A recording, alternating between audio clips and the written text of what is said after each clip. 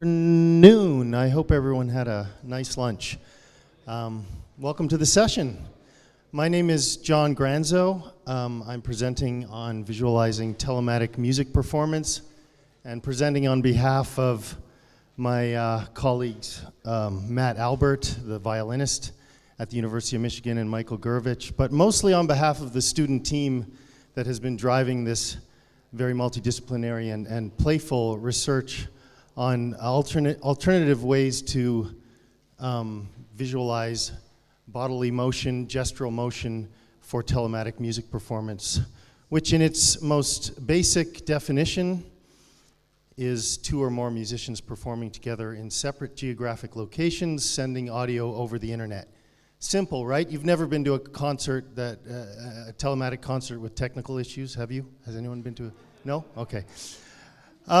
So the priority that's often in place and the preoccupation is as fast as possible, because for those of you who have performed in these contexts or witnessed them, one of the main sort of prohibitive things about them is the latency, and that seems to be the first thing we have to address in terms of our typical expectations of how we play together. So, by the way, I'm including my cartoons in my talk. That's a new thing for me. There's only 3 of them, but in future conferences there will be many more. So, latency. Now that we have fiber optic cable all around the continents, oftentimes we can get the latency under 30 milliseconds, and we can start to imagine that if the propagation latency isn't burdened too much by the processing latency on site, the DSP, the DACs and everything, then maybe we can imagine that we can do synchronized music from great distances across the continent between Michigan and California, for example. But one thing that gets left behind is, of course, the visual side, or it's sometimes a secondary thought. Do we send video? What do we do for the visual side? I'd like to acknowledge my own history in this practice with some of the pioneers that I've had the privilege to play with. And because they were there when these networks were very slow and unwieldy, the tradition of accepting those constraints as compositional parameters to play with that define the medium really became an interesting approach. And it's not really the approach that we took here, but looking back at this paper, Telematic Music, 6 Perspectives, Pauline Oliveros describing a celebratory concert in 1991. For the finale, there was a 6-city improvisation, all in the United States. Since the telephone line would grab the loudest signal, the improvisation was based on sensitivity to give and take. Video, I don't know if we can call it video, was still image updated every 5 seconds. This latency had advantage for surprising changes in sequences of images. So when the latency is really bad, it immediately gets adopted as an affordance for an interesting compositional or performance practice. So these images would update, and they would be provocations for changes in the music. That's the obvious thing to do in this case. But once we get close to 30 milliseconds, we're tempted to try to actually synchronize and play through composed music and tempo-based music. My previous advisor, Chris Chafe, making a point that if you decide to participate in telematic music performances, it's one of the first things that sort of strikes you is the inversion of the speed of these medias, where we typically think that light should arrive sooner than sound. And conducting with visuals in a room where we're co-located works because the speed of light is faster than the speed of sound, and synchronization gestures can anticipate musical gestures. So this is what conductors know very well. So we might be tempted to replicate that with video, but those codecs are so much heavier than audio, we get this inversion and this delay. Roger Mills, in his book on telematic music, says live video of remote participants can scaffold the performance experience for audiences and aid basic communication between performers, but it cannot replace the interactive signifiers, body language, facial expressions, shared acoustics of a co-located performance context. So these are the things that are missing when we send screen-based media for the visual side. The synchronous fleeting glance, a subtle nod of the head or rise of the torso. These physical gestures are part of how musicians share vital information to one another. So how do we mitigate this perilous network when we come to that network with the expectation that we will be receiving all this kind of musical information, not just the sound, but synchronous gestures, synchronous bodily movements associated with the musical intention of the co-performer. So the goal of this project is to think about making that data really light, rather than sending video, sending data sensed from the musician's body to the remote location to drive a kinetic sculpture or some kind of mechatronic or robot. At the University of Michigan, in the Performing Arts Technology program, we have the fortune of having a motion capture system. This is one of the low-hanging fruits to try. First of all, with the 16-camera system, we can use a marker-based capture of instrumentalists. This is Matt Albert, warming up, and you actually see the first example of one of the mechatronics there that was built by the student team. So the motion capture is tethered to the well-known Modosk library built by Federico Visi and Luc Dahl, which gives the team a set of max abstractions that compute motion descriptors. So they don't have to be driving these mechatronics directly from the acceleration of points, but they can do these higher order abstractions with the Modosk library in max and then send them over the network serially to drive the robot. So the students started with a lot of video prototyping, so we're getting away from video, and yet that's where we start in the prototyping, just to sort of inspire what they might want to build. Simple capture of motions, training of systems to look at how a simple bounding box might even be expressive, and these are some of the early experiments. And then we took those video prototypes and actually did some rehearsals. This project kind of took place within the school, so we sort of artificially played with each other from different rooms because we were more interested in the research on the mechatronic itself.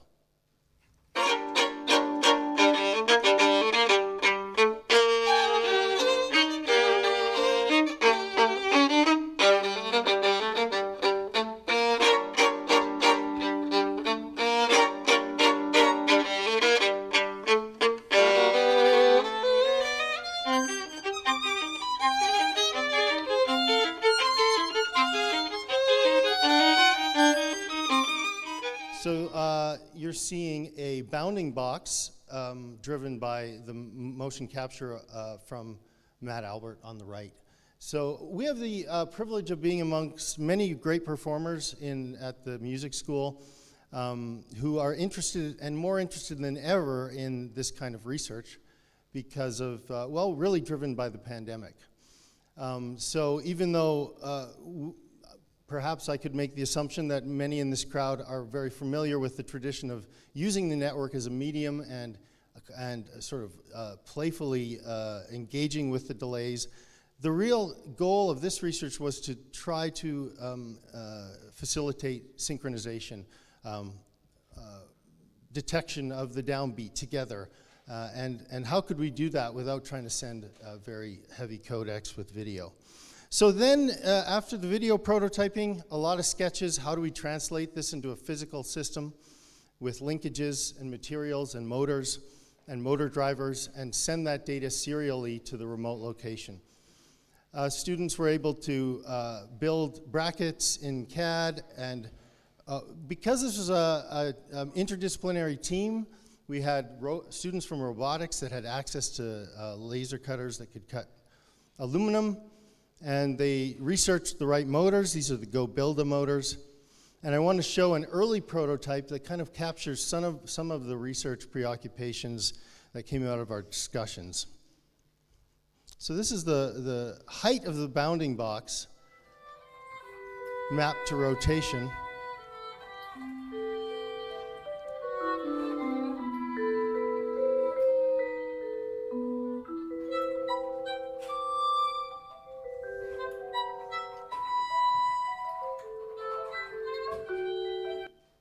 So this came out of a discussion that we might not want completely actuated motion. We might want something with also passive motion, because it might be more distracting to have a robot that doesn't move at all at certain points, even than one that moves slightly incongruously. Because a co-performer that is suddenly perfectly still would actually be quite distracting. So this was an experiment with passive motion, but we quickly realized this was a problem because materials have resonance, and that resonance is kind of a visual rhythm. So we wanted to get away from that. There was some inspiration from a 2-bar system, readily seen in all kinds of domestic devices. If you attach a motor independently to one of these linkages, you get a kind of increasing degrees of freedom in this kind of linkage. So that's one motor.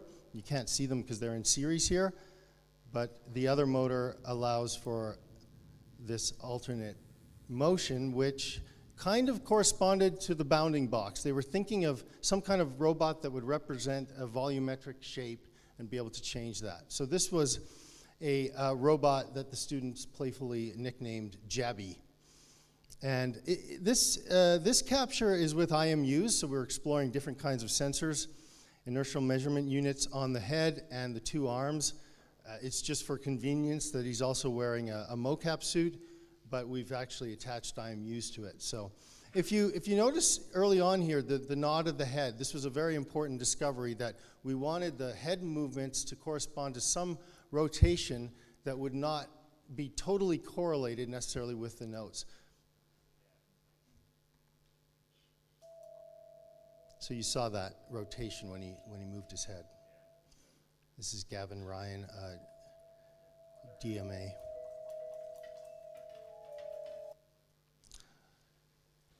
Here's another example of Matt Albert playing with this mechatronic.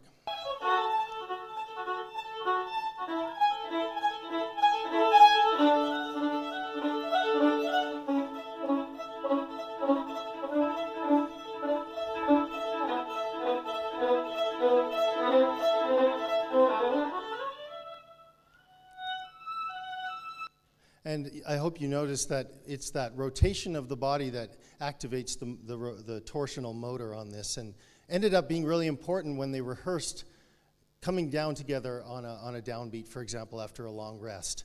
The interesting thing about this is we realized that the goal wasn't necessarily to map in a highly one-to-one way the motions of interest, but that this might also be a system that the performers could learn. And they did indeed rehearse with it and were able to sort of come up with interpretations of how to read it.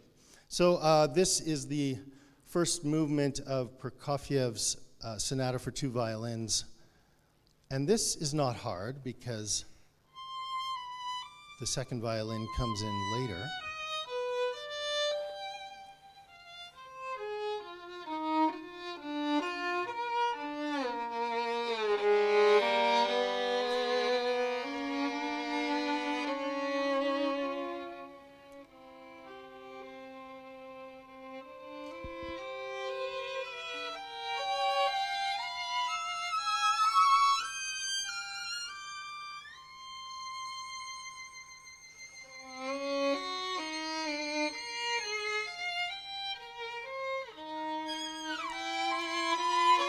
So the second violinist is in a remote location. In this example, it's more indicative of maybe some of the challenges that are overcome by having something three-dimensional in front of you that is moving in coupled to the co-performer. Oops.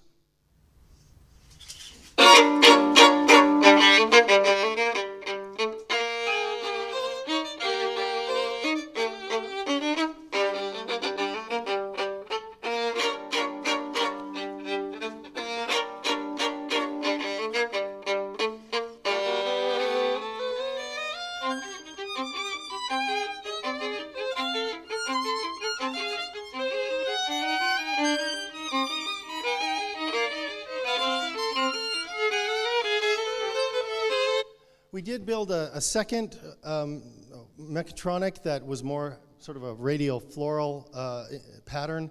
This one was a completely different research kind of trajectory in that the students used Wekinator to train the robot on different postures. So this was actually a little less successful because there was some problems with interpolating between those motions. So the robot would sort of rapidly move to other postures when it recognized the correlated posture from the violinist. Nonetheless, it's an interesting form factor and has a kind of more anthropomorphic head rotation to it.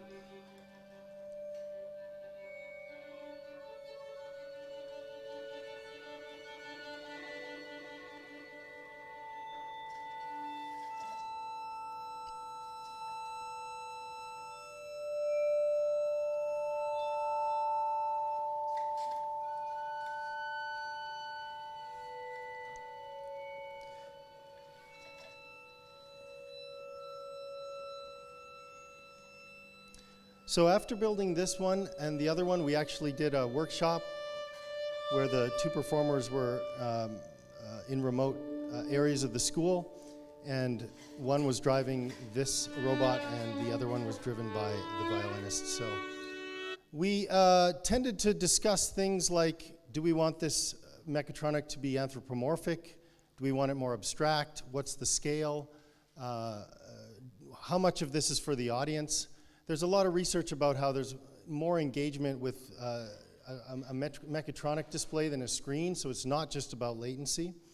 Encoded motion, passive motion, I've already mentioned that. You might have noticed with the two-bar system robot, it had this kind of passive resonance as well, but it wasn't as exaggerated as the early prototype. And that actually was reported by the audience to be something they enjoyed. Is this dance? Is this puppetry? Is this ventriloquy?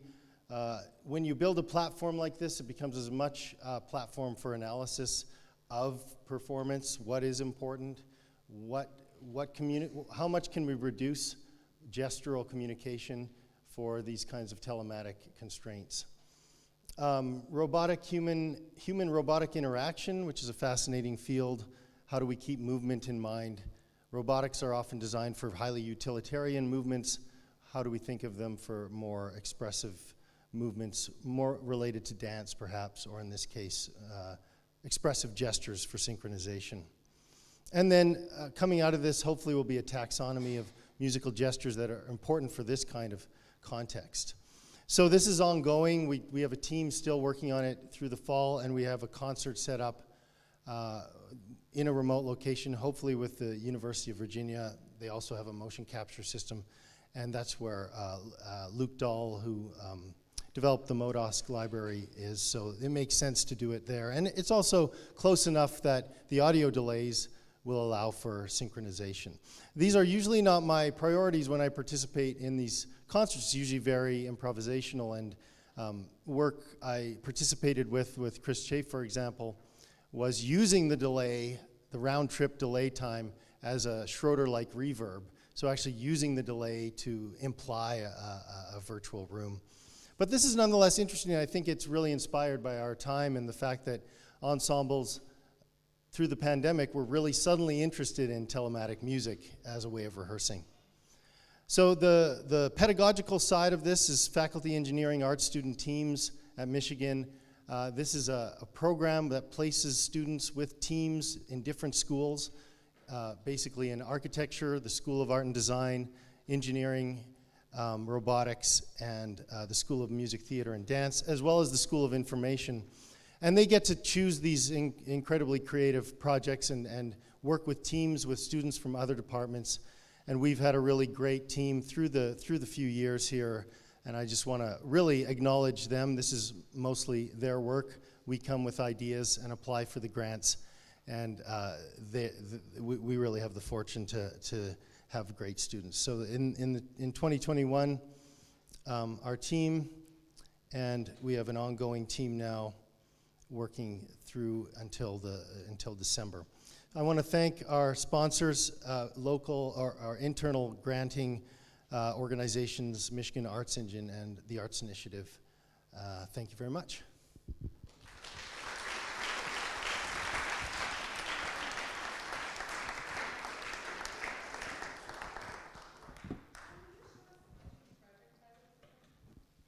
Oh, sure. Yeah. Do we have time for questions? Lightning talk. Any questions?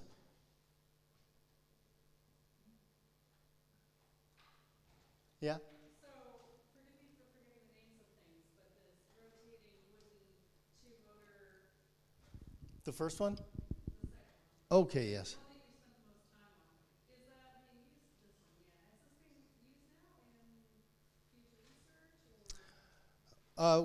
We're going to be pushing these designs forward for a concert at the end of the fall semester. Yeah. So we have to build them for the remote location as well. Yeah. Did you decide that one of these prototypes is more effective than the other? Well, the reason why the students decided to try the Wekinator posture recognition avenue was because they wanted this system, or they foresaw that if you were to make this system available or make these little robots available as sort of remote avatars, you might want an easy way to train them to sort of symbolically know which gesture corresponds to what posture, rather than just driving them directly from calculations on the motion data, which was more effective performatively in what we saw so far. Yeah.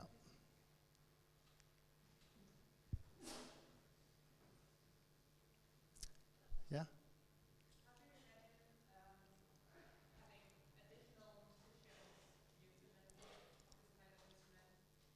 Maybe not a whole orchestra? Yeah, well, it's a lot of work. But that would be fun, having, the thing about this is that if you did have multiple kinetic sculptures that were coupled to performers, you'd really have to learn which one was, it'd be something that a performer would have to learn. They'd have to memorize which mechatronic was associated with which performer remotely. Yeah, but that's definitely possible. I mean, here I think the perceptual expectation is restored because the data is going to be actually lighter than the audio, so maybe the movement can actually precede the sound, which is what sort of conductors do. Yeah? Do you think that different designs would be more suitable for different instruments? Absolutely. So that's a great point. Our designs are sort of driven by who was on the team. Matt Albert joined the team. That was wonderful, and he's a violinist. So in some ways that conditioned the design. We've been focusing on head movement as a sort of an extra musical way of expressing time. But that's, of course, only, that's conditioned by the instrument, right? The way a clarinetist uses their head to sort of give time information is very different than a pianist or a violinist. So how does this generalize? I'm not sure, but yeah. Yes? I think this is super great. I love it. It's also like hilarious. Yes. I like all my work, yes? Yeah? That's part of the reason I love it. Like the movement of these robots just makes me crack. Yeah. Especially as soon as you start getting, I really like that idea about secondary motions, but primary motion. As soon as you start getting this kind of flappy stuff, it's like. But my question, I guess, is like, does that get in the way, in terms of especially in terms of performers? Like, are they ever just like laughing at this robot? Like, is that good? Is that bad? Like, I feel like it's much more nuanced than that, and I'm curious what that nuance is. It's been a problem because some of the ideas, the prototypes are really, oh, this is too funny, this is comical. And motions are strongly evocative of different things. Like we are so good at projecting things on different kinds of motions. So, I mean, but the musicians took the project quite seriously. They are trying to see if this can help them synchronize. So we need to do an evaluation stage if this is serious, but the evaluation so far was these workshops where we had audiences from around the school, people come from around the school coming to see this, and they sort of demonstrated the difference, you know, audio only, and then how they learned this to interpret this ballistic kind of motion of this object to help with, well, with the second movement of the Prokofiev. I hope you all saw how that sort of was informative for coming down on the beat together. Yeah, it is funny. Thank you for laughing. Any last questions? Yeah? This one? Pardon?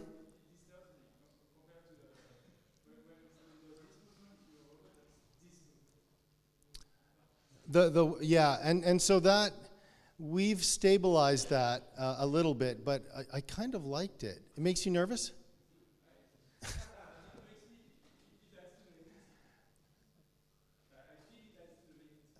Interesting. Yeah. Because it sort of adds this noise around the critical motion? Yeah. No, that's, I actually, this is research in progress, as you can see, so even now or later, I'd love to hear all your ideas about this. And I'm sure you have, like, even just watching this talk, you have probably kinetic systems in mind. What kind of passive, that passive motion is very, it's a fast decaying resonance, right?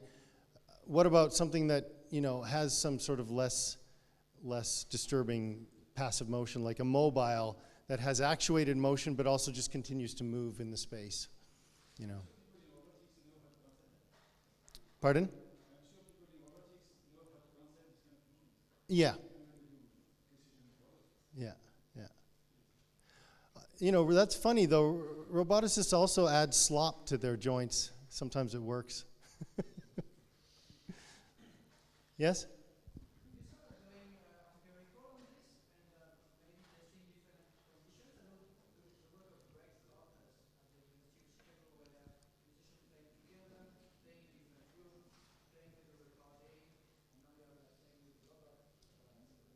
Yeah, as I said, it'd be great to do a rigorous evaluation stage with this. Right now, it's prototyping and building and experimenting. Yeah. Okay. We'll end it there. Thank you.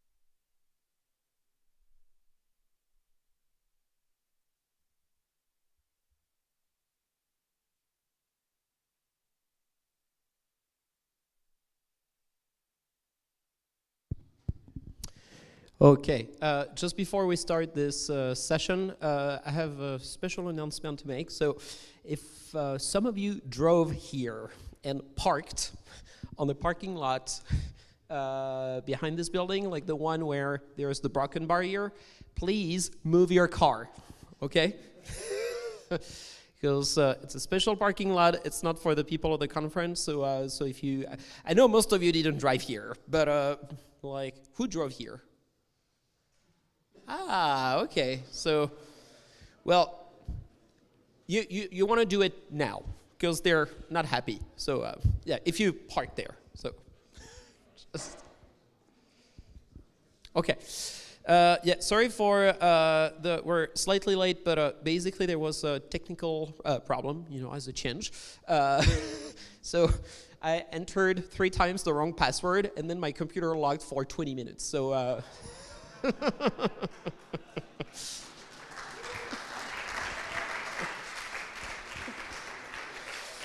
So here's the new computer. The only problem is that this computer doesn't work with the HDMI splitter. So basically, people who are watching us remotely are going to have to watch the video on the screen through the camera. I'm really sorry about this.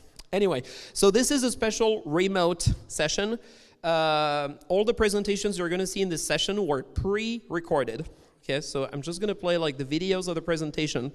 After this will be done, you will be able to talk to the people who are presenting over Zoom, going to the Google Drive and the Zoom doc folder, you know, and then like talk to the people. So there is no like actual poster being put on display here. So like those people are all remote. Okay, so just so you know. You'll just have to, you can stay here after that. You can go like in the lobby, wherever, you know, like you just need an internet connection and then connect to individual Zoom sessions of the different presenters to talk to them if you want to talk to them. Okay, so the first presentation is going to be by Myriam de Sainte-Catherine, and this is the presentation.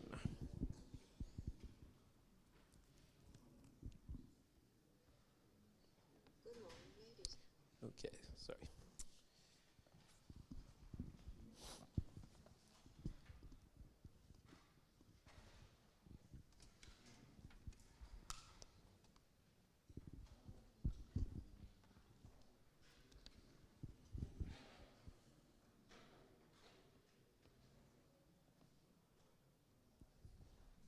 This is a video for SMC-22. The objective of this work is to explore the space of interactive musical systems. To do so, we wish to separate the spatial dimension from the temporal dimension and focus on the latter. In this paper, we formally define some properties of the interactive musical systems, for example, expressiveness or the difficulty of playing, in order to compare them and organize them into a lattice. Here is a lattice according to the degree of interactivity. The score is coded by an S-word whose letters represent synchronized events, which are starts and the end of notes. Here, the synchronizations and the successions are exact. The first S letter corresponds to the start of the first note of the score. The second S letter is composed of 2 letters coding the end of the first note and the start of the next one. Then we have the end of the second note and the beginning of all the notes synchronized to the beginning of the next bar. Then the C of the upper voice stops and the D starts. At last, all the notes stop at the end of the bar. The device language codes the key presses and releases of a generic key on a keyboard. The pressing of a key is coded by the letter X, whatever the key is. The release of a key is coded by the letter X bar, whatever the key is. Here, we have played a legato articulation with these 2 keys. To play a staccato articulation, you have to release the first key before pressing the second, like this.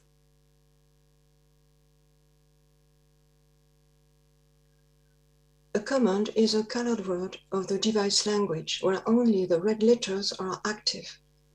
The black letters are used to immerse the word in the language of the device.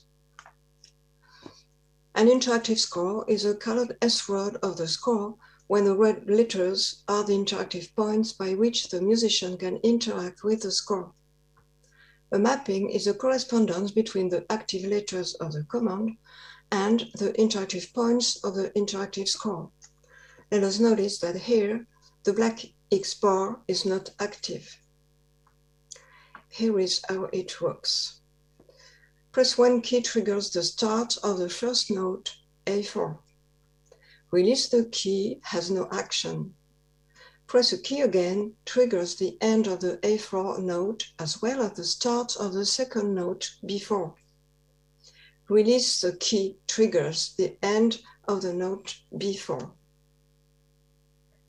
Following 3 videos illustrating 3 different playing modes.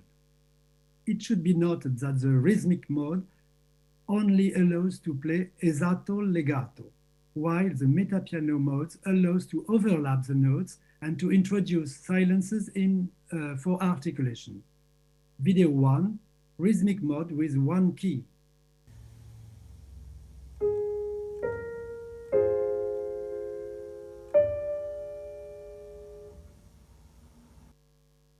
Video 2, rhythmic mode with 2 keys.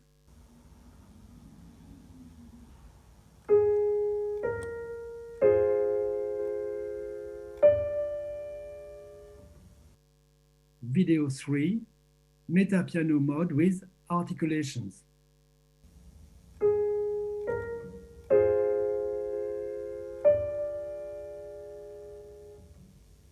With these properties, it becomes possible to compare interactive scores by enumeration of words on F-scores.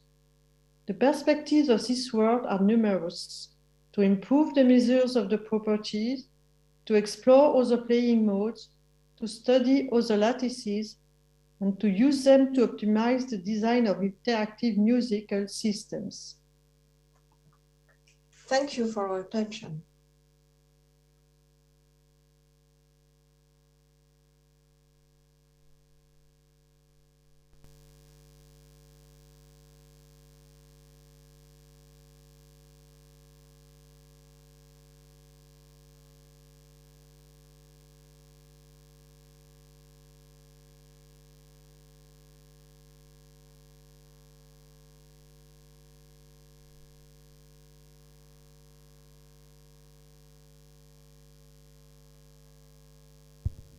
I'll just say it one more time. If you parked on the parking lot, no, because this is a big deal. So like, if you parked on the parking lot, like your car will be towed away if you don't remove it now.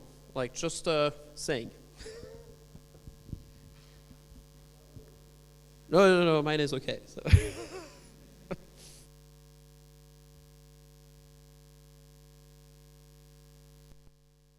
Hi everyone, I'm Omar Paracha, and I'd like to present the JS Fake chorales. So symbolic music remains a domain where high quality and large-scale data sets are very rare, especially when you compare that to what we see in natural language processing or in image modeling, where there are free and highly permissive data sets with literally tens of millions or even billions of samples available for use. And this remains a bottleneck for the widespread adoption of deep learning or machine learning based algorithms in interactive music applications. We've seen some interesting possibilities, and I think they show a lot of promise, but I think we will have a difficult time achieving the consistency of high quality performance until we're able to find bigger data sets. And the proposition here is that a narrow expert generative algorithm might help to alleviate this by enabling on-demand scaling, and at the same time being easier to achieve because can make some specific choices that allow easier achievement of high quality generative algorithm because it doesn't have to generalize to other styles of music. And that's what we've done here. So we've developed the KS chorus algorithm, which is specifically for Bach chorales, and we wanted to validate their quality with human evaluation. And what we did to do that was to generate 500 samples consecutively without any cherry picking at all. So this is different to previous or similar examples in the literature because there is no cherry picking involved at all, and it's also quite a large sample base to use compared to other proposals. We also provide a web interface so that researchers can generate further samples, and we make some anonymized information about the evaluator responses available as well as part of the data set. The overview of the human evaluation experiment is shown here. So the key was to make it as fair as possible to the user to have every chance to get it correct, to answer correctly. So they were given a reference of real Bach, they were made to listen to it before making a choice and submitting a response. And then they were given a fully randomly chosen sample of music to identify as either by Bach or by AI.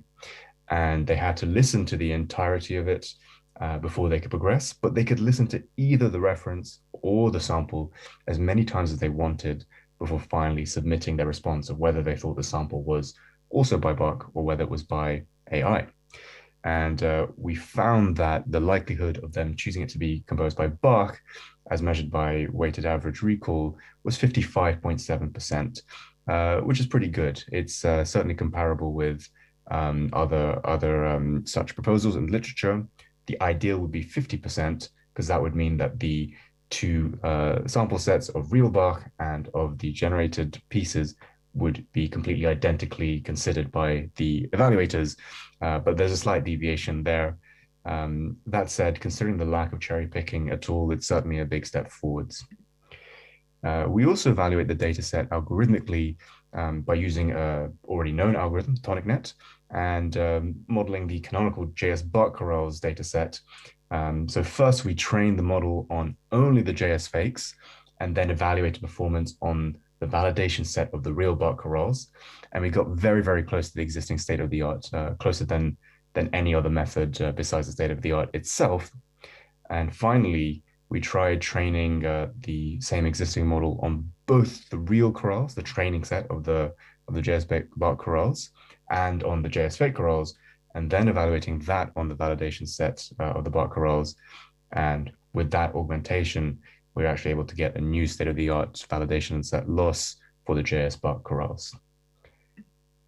So here are some links for further reading and exploration. Thank you for listening.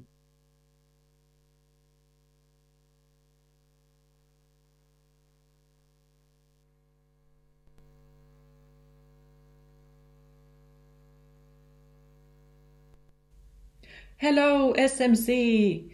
Good afternoon. My name is Hanna Järveläinen. I'm from Zurich University of the Arts, and it is my great pleasure to get to tell you how sound accompanying movements enhance perceived arousal in music performance, even from a distance.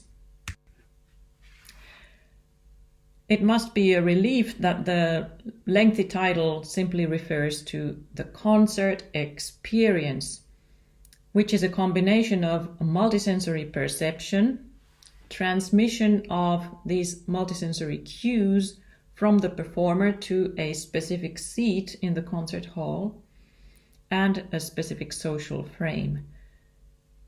The recent years have brought a lot of new evidence of the great importance of the visual channel in perception of music performance. However, less attention has been given to how the auditory and visual cues carry in a concert hall, what is the difference between them, and what is the joint effect to the receiver, to the audience, under varying performance conditions. Which is why the present experiment was carried out.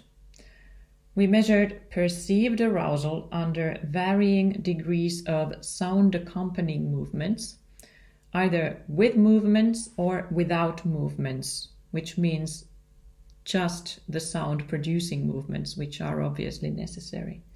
Distance to performer was either near or far, and these two factors were crossed to total in 4 conditions, which were then presented to 32 participants in either audio only, video only, or, no, actually, and audiovisual conditions. Participants made continuous ratings of how much arousal they perceived in these performances, which were 3 minutes long clips from a solo piece for the English horn. The near recording distance was roughly 2.7 meters and the far recording distance roughly 13 meters in a 400-seat concert hall. The results suggest that in the auditory-only condition, which is the top row, arousal depended on distance only and not on movement, which makes perfect sense. The bottom row presents the visual-only condition where arousal depended on movement and not on distance, or very little. The middle row presents the audio-visual ratings, which seem to depend on distance and also on movement. This was verified by a statistical model of perceived arousal, including terms for time-dependent effects of modality, movement, and distance, as well as static effects and their interactions. And the models were estimated by approximate Bayesian inference, which allows you to separate the various dynamic and static trends and shows you the effects of movement and distance. The interesting comparison is of course auditory only versus audio-visual, which is seen here in the last panels. And we see that even far away from the performer, with movement, the audio-visual ratings catch up so much that they are even above the auditory-only ratings, while as without movements, in the bottom row, the audio-visual ratings are diminished from the auditory-only ratings significantly. Thanks for watching. Have a nice SMC. I wish I were there. Maybe next year. Ciao, ciao.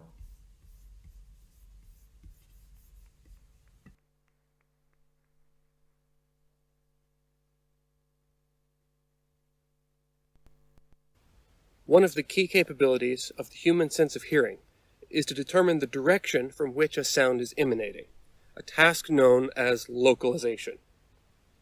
Our lab has an ongoing project to improve the accuracy of spatial audio systems, computer algorithms that use this sense of localization to provide directional information to the listener.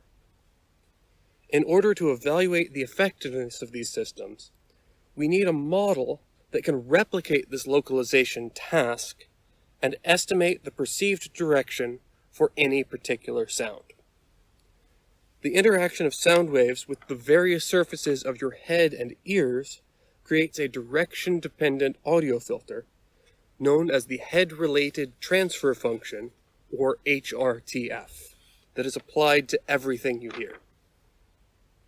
Your sense of sound localization works by recognizing the effects of this filter and translating that back into the original sound direction.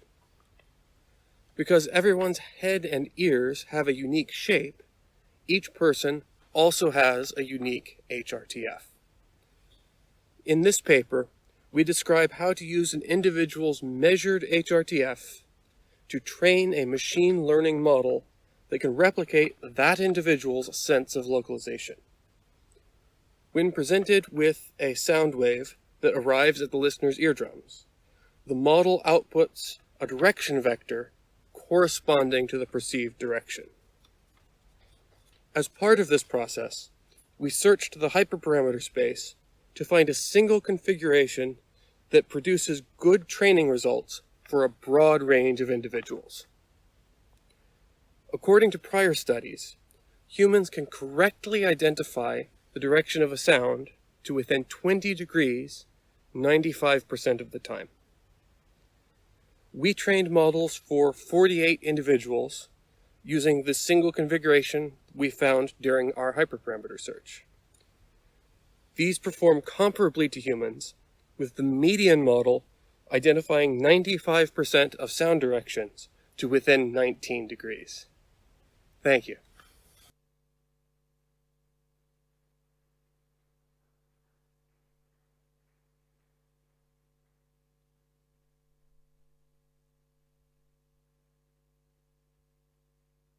Welcome to my presentation of my paper titled Comparing Sonification Strategies Applied to Musical and Non-Musical Signals for Auditory Guidance Purposes. So let's picture a task in which you, who are represented by this blue circle, have to navigate to an invisible target point on a gray horizontal line using sound. That means that a continuous sound plays and changes in some way depending on how far you are from the target. Hence, the sound acts as a guidance medium. But why is this relevant? This is perhaps the simplest form of an auditory guidance task, as it is one-dimensional. An auditory guidance can have several applications. For instance, navigation for the blind, surgical needle placement, parking assistance, and spatial orientation, for example, in aviation. Designing effective auditory guidance in a one-dimensional context is critical to doing so in higher dimensional tasks. And the types of sound used can play a big role in determining the user experience. So going back once again to our one-dimensional task, let's say that the sound used is a simple sine wave or white noise. And let's look at a few ways of providing auditory guidance using such signals. One way of doing it is using the auditory property of pitch. So we can say that the target is the point on the line where the pitch of the wave is the lowest. And let's see how that works.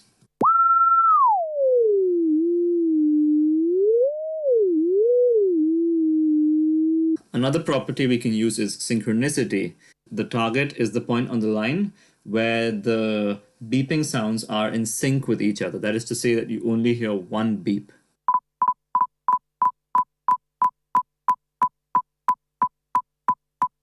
Now, what if we were to use music instead? Because in theory, we can apply similar signal manipulations to synthesize music. Now, this may have the advantage of being more pleasant to listen to, as well as catering to individual tastes and preferences. So let's look at the same examples again, but this time using music as the medium. So we start with pitch once again, and the target is the point where the tonic of the music piece is at its lowest.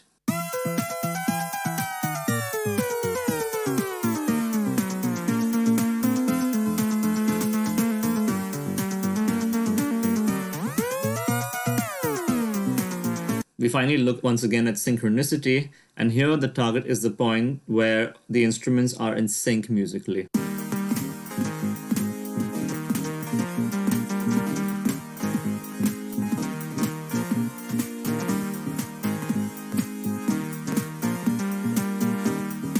But there can be some potential issues with using music because unlike sine waves and noise, music is a non-stationary signal, and hence changes in the auditory guidance can be harder to perceive accurately.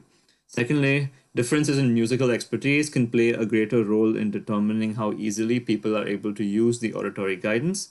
But so far, no experimental studies have done a thorough comparison between musical and non-musical signals when different guidance strategies are applied to them. And that was the goal of the present study, to lay the foundation for this kind of work. And here we conducted an experiment where we compared musical and non-musical strategies for 6 auditory properties, namely pitch, loudness, brightness, amplitude modulation, synchronicity, and harmonicity. Participants rated the musical strategies to be more pleasant than their non-musical counterparts for 5 of the 6 auditory properties, with the exception of synchronicity. Participants also expressed that they would prefer to use the musical strategies for greater duration than their non-musical counterparts for 3 of the 6 auditory properties. Although these advantages did come at the expense of greater target acquisition time, that is, greater time spent finding the target for 3 of the 6 auditory properties, namely pitch, loudness, and harmonicity. So I conclude that music does warrant more attention as a means of providing auditory guidance because it can provide superior user experience to simple non-musical sounds, although the trade-off with task performance is something that is worth exploring in the context of real-life navigation tasks. So future work does include a larger experiment based on a real task, and preferably carried out with a potential target group, such as visually impaired people. For a longer discussion of the present study, approaches, and results, please feel free to visit my poster, and I thank you all very much for your attention.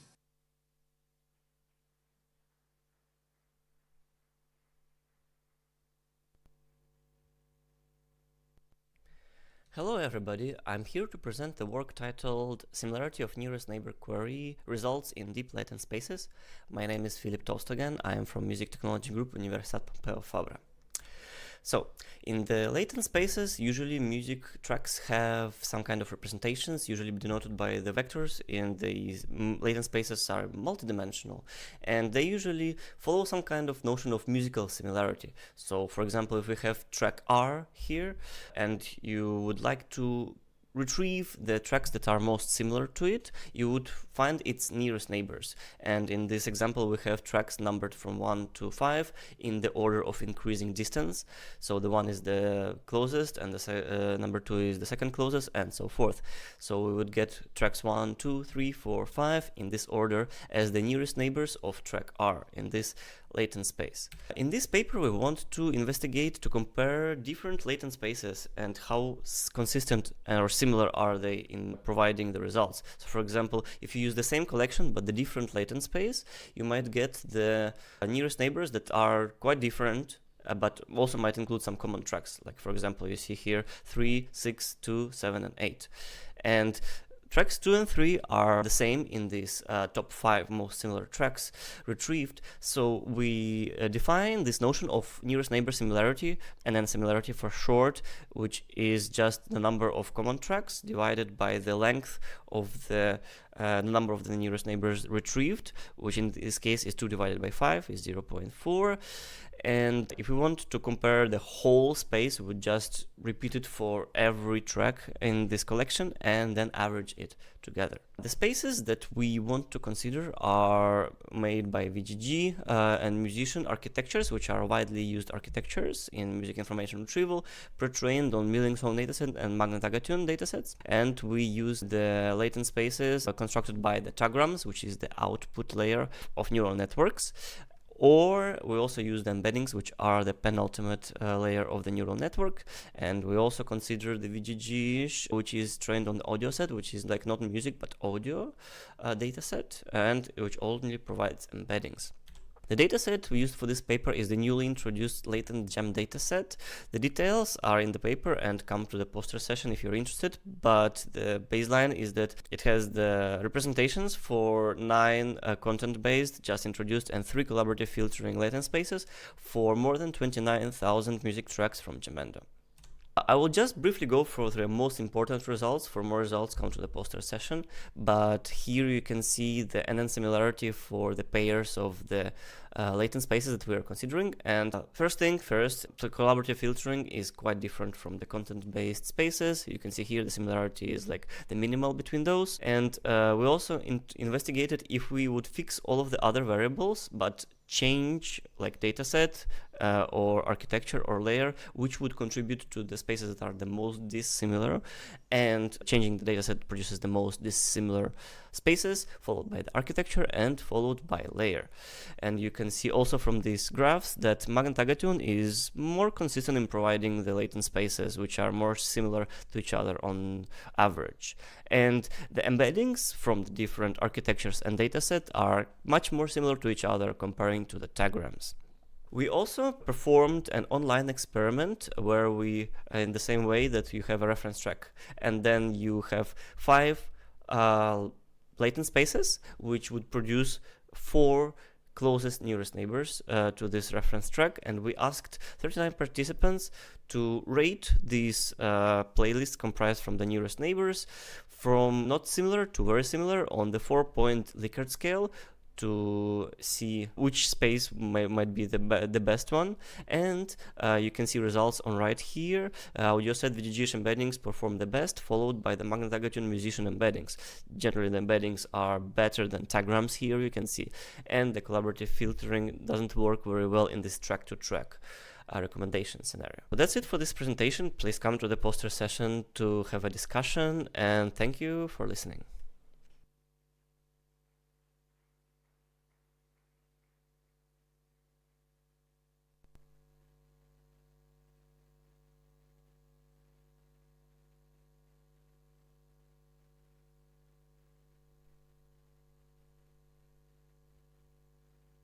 Hello, my name is Maria Alfaro Contreras, and I'll be presenting a paper, Insights into Transfer Learning Between Image and Audio Music Transcription, on behalf of my colleagues, José Javier Valero Mas, José Manuel Niñeza, and Jorge Calvo Zaragoza. The timing of structured detailed representation of music sources, typically known as transcription, is a necessary activity for their preservation, access, and dissemination. There exist two main recent lines that a study had to computationally solve this problem when targeting either music document, known as optical music recognition or OMR, or acoustic music signal, namely automatic music transcription or AMT. Despite pursuing the same goal, these two fields have historically worked in a disjoint manner due to the different nature of the source data. However, the following question naturally arises. Is there any relationship between the learning feature that each data-specific model acquires for solving the music transcription task? To gain insights into the posed question, we consider both modalities and their transfer learning scenario, which means adapting an already trained model for a new task. Specifically, we train an end-to-end music transcription system on a source domain, either image or audio, and transfer its knowledge to that not considered during the training stage. Please note that we study which part of the model should be updated during the domain transfer stage. To uncover the synergies and commonalities that can be established between image and audio modalities, we analyze, first, whether such knowledge transfer influences the overall recognition performance of the model, and second, how a scenario depicting data scarcity liberates this kind of relationship. We will evaluate the goodness of the approach with the camera-based printed images of music stage corpus, also known as camera primus. This corpus comprises real music tapes of monophonic incipits extracted from the international inventory of musical sources. And then we will assess the recognition performance by measuring the average number of elementary editing operations, insertion, deletion, or substitutions, necessary to match the predicted transcription with the ground truth one, normalized by the length of the letter. This figure of merit is known as symbol error rate. We now analyze the results and the conclusion obtained in each evaluation scenario. We start with scenario A. In this scenario, we assess the performance of the recognition models when transfer learning is both considered and ignored. The results presented in the table show that adapting an audio music transcription system to the image domain implies a 44% performance improvement over disregarding transfer learning. We also see a considerably lower enhancement in the performance of the audio transcription system. We can therefore state that transfer learning boosts the model performance, being this improvement more pronounced when adapting from AMT to OMR. In scenario B, we study the amount of data required in the target domain for an efficient transfer process that outperforms the case of ignoring transfer learning. To do so, we start with an image or an audio music transcription system that has been trained considering the whole training partition, and retrain it to recognize the counterpart domain using different training set sizes.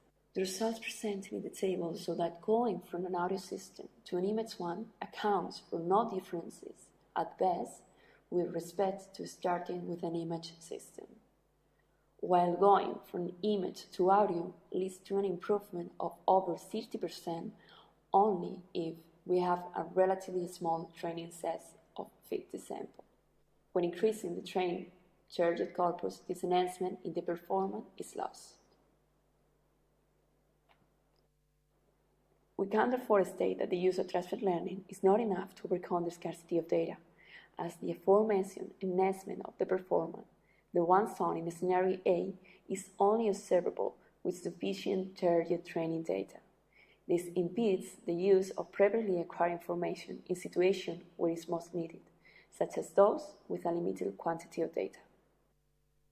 Thank you so much for watching. I encourage you to take a look at the poster to get all the details of our work. If you have any question, please let us know.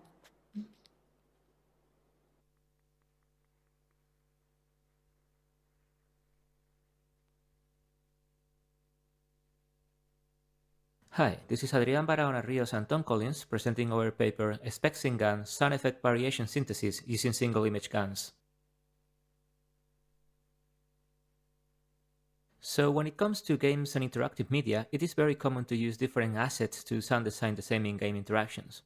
This is because players can repeat interactions with the game environments, and its aim is to avoid repetition and mimic reality. However, with the ever-growing nature of games, this can be a very time-consuming process. An alternative could be the use of sound synthesis to source the sound effects. However, machine learning techniques usually require large amounts of data to work properly, and this can be a problem when the data is rare or scarce. In other words, not every time we are going to have a suitable dataset at hand. Here we use a family of models called single image GANs, such as SINGAN, that you can see an example of on this slide. Single image GANs learn from the internal statistics of a single training example, removing the need of a large dataset. We apply the same principles to the audio domain, resulting in an alternative way to synthesize sound effects. Spexing GAN is an unconditional generative model built upon the Cosine GAN architecture. We train the model on the multiple sound layers that comprise a single sound effects, like for instance the tip, the heel, and the shoe foley in a footstep. Once trained, we synthesize plausible variations of these layers as if they were different takes of the same recording session. For the training, first we collect the different layers that comprise a sound effect.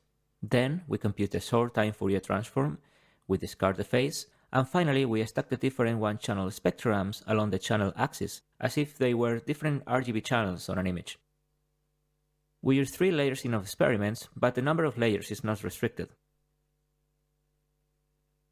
Once trained, we synthesize the spectrograms with a slightly different length on the x-axis. We then transform the spectrograms back to audio using the Griffith-Link algorithm.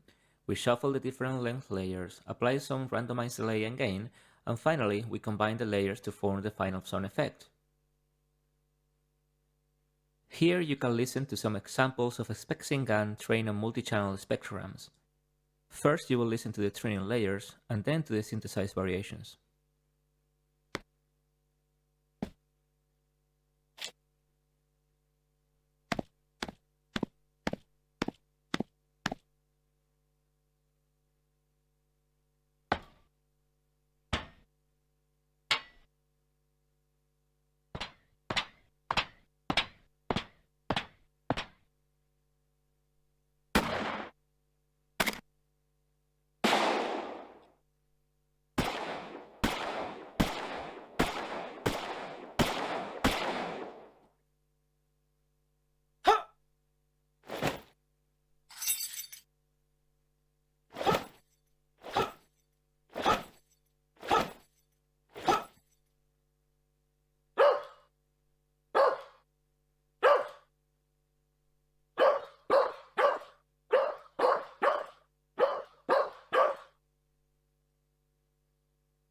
Finally, to evaluate our model, we design a listening study to compare 4 systems: real recordings, DSP-based procedural audio models, Spexing GAN using single-channel spectrograms, and Spexing GAN using multi-channel spectrograms.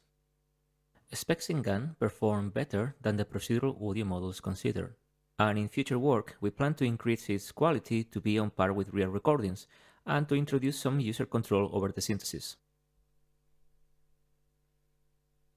Please don't hesitate to contact us if you have any questions, and thank you very much for listening.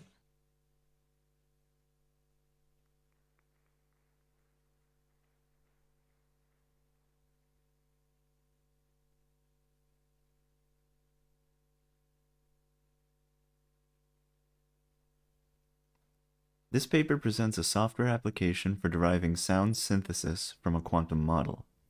The software is called Quantum Harmonic Oscillator Synthesizer, or Cosine.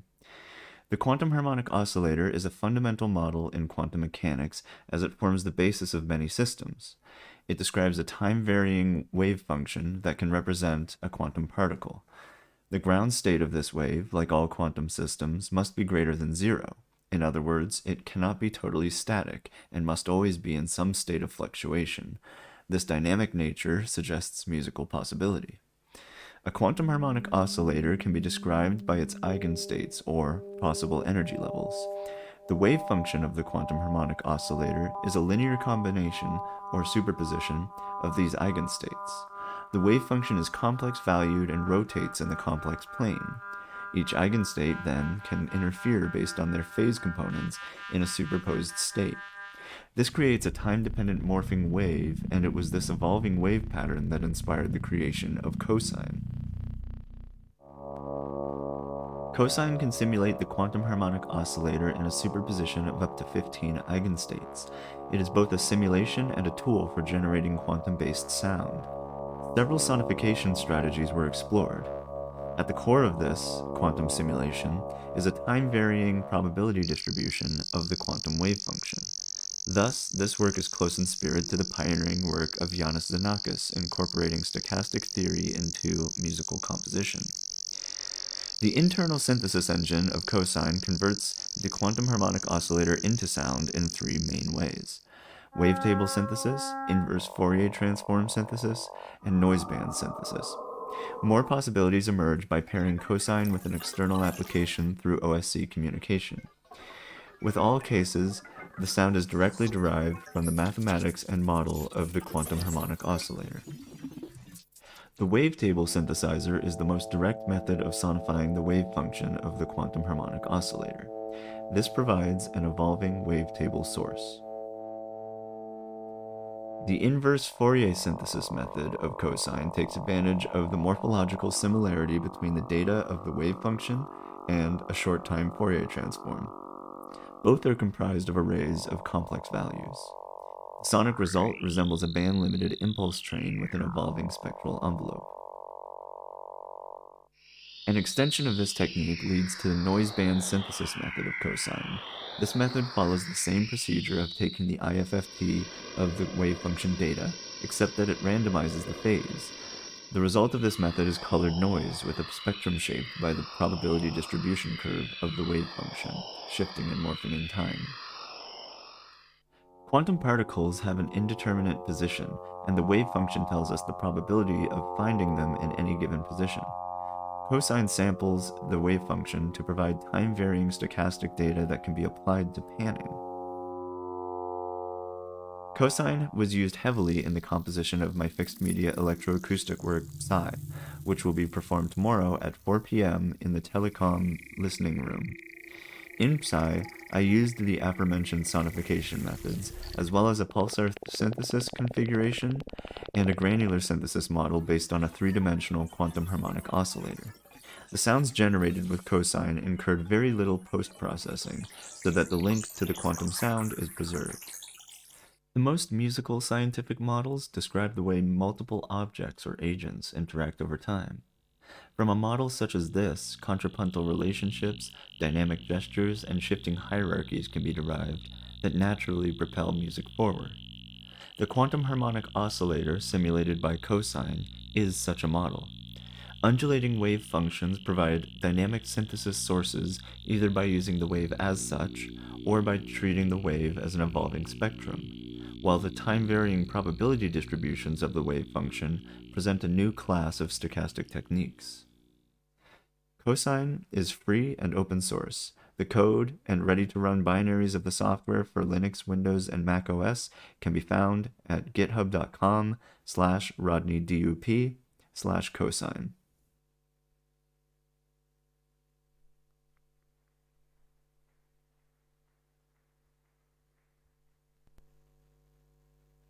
Hi everyone, my name is Ken Desgarnel from the Algomus team at University of Lille, and I'm here to present our paper Personalizing AI for Co-Creative Composition from Melody to Structure that I co-authored with Mathieu Giraud, Richard Roux, and Sébastien Guluni.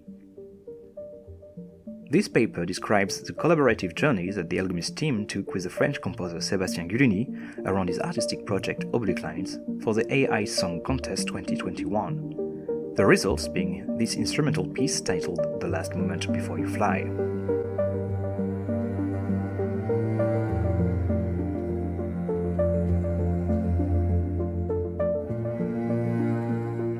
The two main points that we wanted to explore during this collaboration were first to involve human-machine co-creativity upon all steps of the composition process, for the generation of melodies, chords, but also for the composition of structures and arrangements.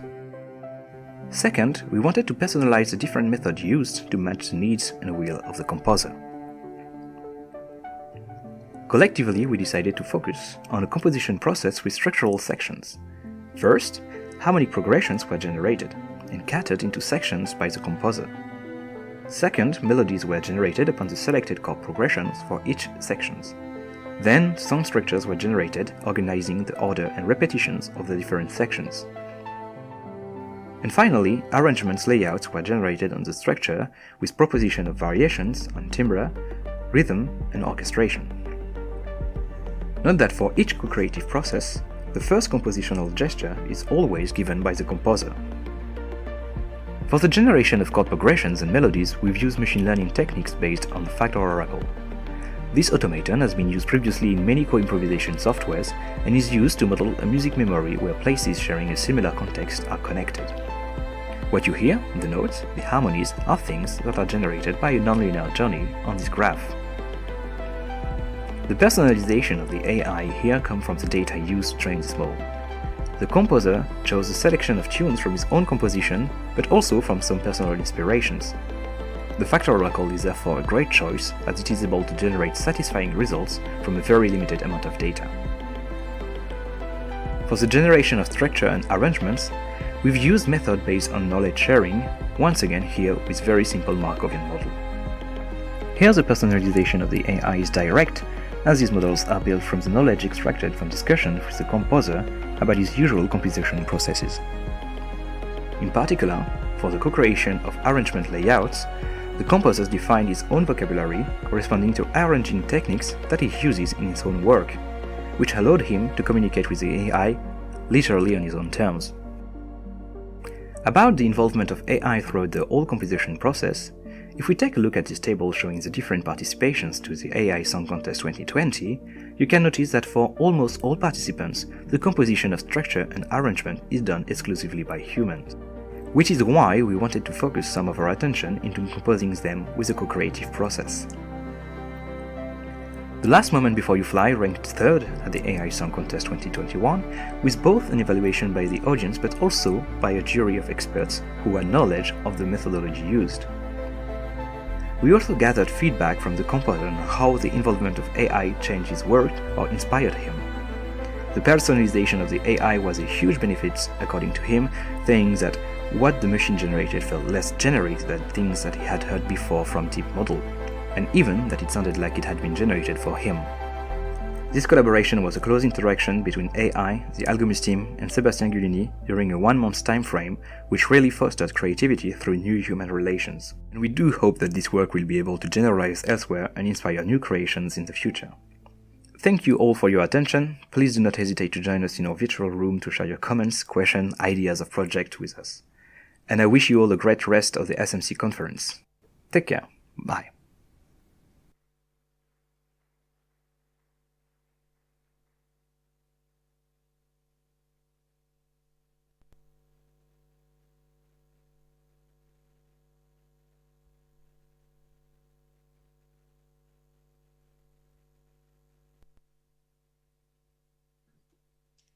Hello, this is Xiaoxue from National University of Singapore. I would like to present the paper titled as the Music Robust Automatic Lyrics Transcription of Polyphonic Music.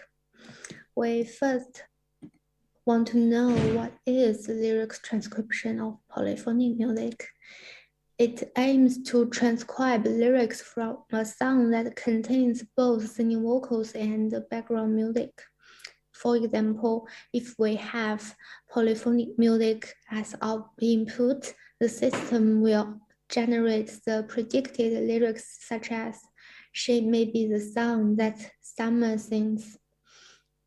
So there are many applications for the task, and the main challenge of the task is the singing vocal are always corrupted with background music. So in order to address the challenge, there are two approaches. First one is to remove music. Second one is to make use of the music. So in the first approach, the singing vocal is first extracted, then the lyrics will be transcribed from the extracted singing vocals. So there are two limitations. The first one is a feature mismatch between acoustic model training and testing, because training is the solo singing and testing are the extracted singing vocal. The other limitation is the imperfection of singing vocal extraction techniques. Even if we train and test on the same domain data, means extracted singing vocal, there is no feature mismatch, but the singing vocal extraction techniques are not perfect. So it always brings artifacts and distortion to the extracted singing. So a acoustic model trained on such signal would be not good enough for the task. The second approach is the music present approach, which is to make use of background music information, and the acoustic model is directly trained on polyphonic music. Considering these two approaches, we propose a music robust system, which is to use the combination of music removed feature and music present feature to build a robust system. We believe the combination of the features would provide complementary information that would be helpful for the task. For example, the music removed feature will focus on the lyrical content, while the music present feature will compensate for the distortion caused by the imperfect vocal extraction. We also investigate the interpolation between the high resource speech corpus language model with an in-domain lyrics language model for capturing domain-specific semantics. Here is the overall architecture of our proposed model, which contains music robust acoustic model and an interpolated language model. For the acoustic model, you can see from figure 1A, we can see we first extract the music removed feature by going through the vocal extractor. Then we also extract the music present feature from polyphonic music. Then we concatenate these two features to form the music robust feature for acoustic model training. And we also train the interpolated language model by speech corpus and in-domain lyrics corpus using Cosine platform. After training, at the runtime, we have one piece of polyphonic music, then the music robust feature can be extracted as described here. Then we have the trained acoustic model and the language model here. We can finally do the recognition to have the predicted lyrics. For the experiment, we have conducted the experiment on Cosine toolkit using the TDNF model. And we can see from table 2, the interpolated language model are better than general language model and the lyrics language model for all the test data. And then we compare the input features. This one is a music present feature. This one is a music removed feature. This one is proposed one, we can see our proposed music robust feature perform better than these two features. So the complementary function is actually working for the acoustic model training.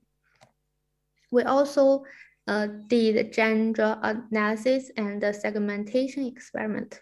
For genre analysis, we have the mental pop and hip hop genres to show the result for the three models. We can see our proposed model outperforms the two baselines for mental and pop, especially for mental, because mental always has loud background music. So the complementary function is more obvious for mental. But for hip hop, the polyphonic model is the best. We think the reason is hip hop songs always contain fast rap with many words, and also the syllable rate is high, which is difficult to capture. Then for the segmentation, we have segmented the whole song into the segments to compare the result. For example, for Hanson, after segmenting, we have better performance. For Gemendo, for Mulch, we observe the similar trends, which means the segmentation can help the task. Finally, we compare with the existing models. We can see our proposed model outperform previous models for 3 test sets. We conclude this study. Finally, we found the combination of music present features with music removed feature offers compensation for the mixed vocal components caused by singing vocal extraction techniques, thereby conveying complementary information about the vocal, while also highlighting the singing vocals that are highly related to lyrics intelligibility. The interpolated language model also successfully bridges the in-domain linguistic characteristics with high results out of domain information, which also enhances the lyrics transcription performance. Thank you for your attention. If you have any question, you can email me. Thank you.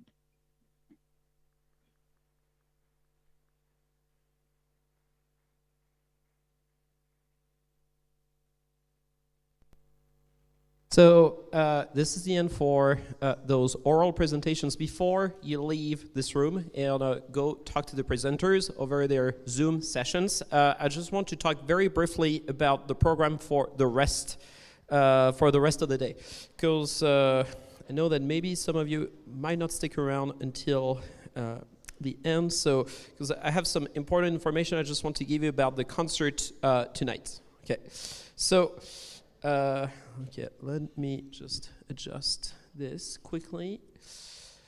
All right, so this is the program of the conference. So we're going to have another lightning talk at 4:30. So for the next hour, you're free to walk around. There's coffee again, and beer.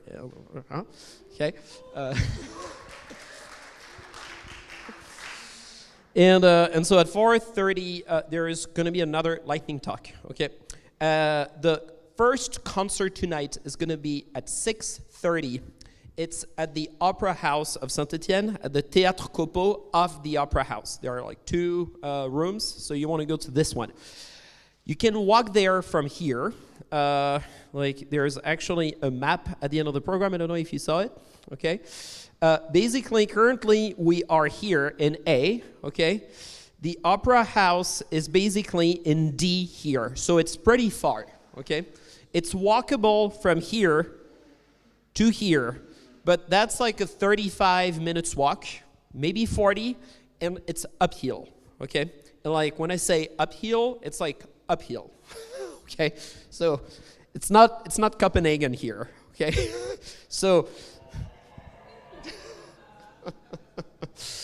Anyway, what I'm saying is that like you probably want to take some time to go there because you're going to be sweaty when you arrive on top of it because it's very steep, okay? Just warning you. So there are 2 concerts, and you should really come to those concerts because they're going to be like really, really good concerts. The first one is at 6:30, and it's a collaboration with the local conservatory. And so the music was submitted by people of the SMC community, but it's performed by students of the conservatory, and the people who submitted pieces worked in collaboration with the students here remotely to actually put the pieces together. So that should be pretty cool. And then there is the big concert at 8 p.m. With the Ensemble Orchestral Contemporain, which is a full orchestra with, I think, 18 performers and electronics, and it's a very, very heavy setup. You should really come because a big chunk of your conference registration went into this concert. So like, you probably want to make it worth it, you know, like so it's going to be a fairly short concert. It's going to end before 9:30. It's probably going to last for about an hour, probably a bit less than that, in fact, like probably between 50 minutes and 1 hour. It's going to be a very good concert. So I really strongly recommend you to go. And so basically tonight, probably around 9 p.m. we're done, basically, and then you're free to go for dinner or whatever. Okay, so for the next hour, I just invite you to go talk to the presenters who just presented their papers now, and you can find the link to their Zoom sessions directly on the drive. Thank you.